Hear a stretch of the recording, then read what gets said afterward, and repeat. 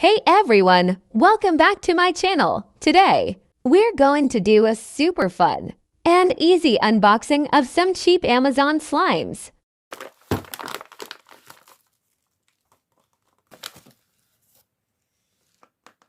This pink butter slime is incredibly smooth and stretchy, giving the impression of soft butter right in your hands. I think this product was very amazing and exceeded my expectations. I 100% recommend this slime as it was only $350. I would definitely give it a solid 8 out of 10. I give it a big thumbs up.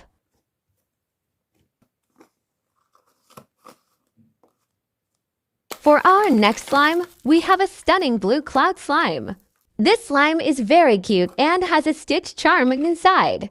The texture is quite hard when you first play with it, but after a while, it becomes quite soft and stretchy. I give this slime a 7 out of 10. It can be very messy, with all of the extra cloud pieces popping out. But I do think it makes a good slime, and if don't mind mess, then you should buy it.